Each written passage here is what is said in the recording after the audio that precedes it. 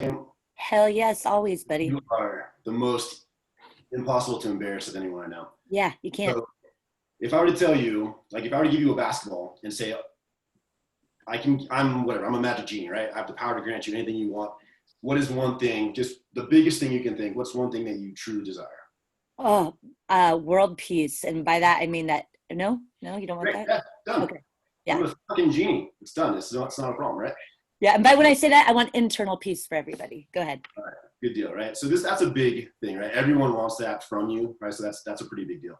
So I give you a ball, a basketball. I'm like, cool. You just got to make a basket. That's all you got to do in order to grant inner world peace to everybody, right? So here's the catch of it. I'm going to put you on the half court line at Staples Center. It's a packed house, right? Every single seat is filled. It's televised. It's global. It's around the world. So everyone is watching you, and they know that the result of whether or not they get inner peace is dependent on you making this shot from half court. You're looking down. You can almost see the basket. It's super far. You can feel the tent, right? So, and you believe you have one shot to do this, right? And if not, like, we're all screwed. How does that feel? Like that goal of yours, how does it feel with that ball in your hand? Dude, I can't even hold it because my hands are so sweaty from the nerves. Just dropped right out of my hand. Just nerve. It doesn't feel good, right? So like one of those emotions, it's probably fear and doubt. There's probably self-worth coming into it, right? You're looking at this ball and you're like, you almost didn't even want this opportunity. You're like, dude, this is too much for me. Like, who am I to try to solve world peace with, making it from half court? Like, so now it doesn't feel good, right? What if I tell you that whole bit, Staples, that's all an illusion. That is all in your head. The reality is you're in my driveway on my 6.5 foot rim that, my kid can dunk on, and there's no one around, and you have as many chances to make it as possible. Still the same deal. I still snap my fingers. You get inner world peace for everybody. You get as many chances as you want. You can wear a silly outfit if you want to do. You got great music playing. So now how does it feel with that opportunity in your hand? Fucking fantastic. Fantastic, right? It feels so good. It's such a relief.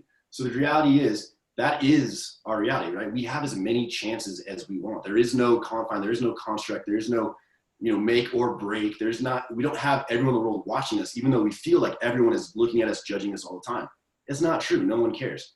The reality is we have as many chances as we want. And the difference is when we believe that it is make or break, that it is perfection or get out, right? That everyone is judging us, that there is so much pressure on us that those goals, those things that we want don't feel good. So the result is probably not going to happen. When we flip that and realize we have as many chances as we want, that there is no pressure, that we get to do this in any way we want. We can put on a silly outfit, we can put on music.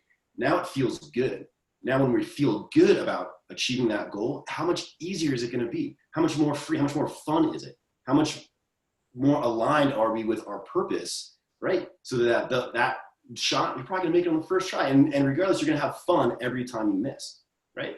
So that is the big difference between, the construct we put on ourselves thinking everyone is watching us, everyone's judging us, this is make or break. It's not, right? We have to make sure. So how do you do that? How do you get into that headspace of making it every time, the silly outfit and dancing with Lisa on my driveway? So I think the first one, where it starts, and honestly, you guys, I think a lot of us do this. I don't know how many of us do it consistently. Meditation. I know Jamel and Jamel's crew, they are meditating like madmen, but like that is really, it starts there. It starts with getting quiet, really taking that time to get quiet. And so why is it important to get quiet? The answers to how do I do this, those come from your intuition. They come from the universe. If you are quiet in your head, you're not listening to all that external chatter, that stuff that's lying to you about your self-worth and all those things. You get quiet. It's easy to get those messages from your intuition telling you you have that value, you have that worth. Even if you're not sure what do I want my goal to be, get quiet and those answers will come. And then the last bit, it just takes a little bit of action, right? That little bit of momentum to get you on your way. That can be celebrating the fact that you meditated and you were able to pull yourself back from a thought, right? That's one little win. So take those little wins, celebrate them, truly celebrate them, write them down. That's a great one to do.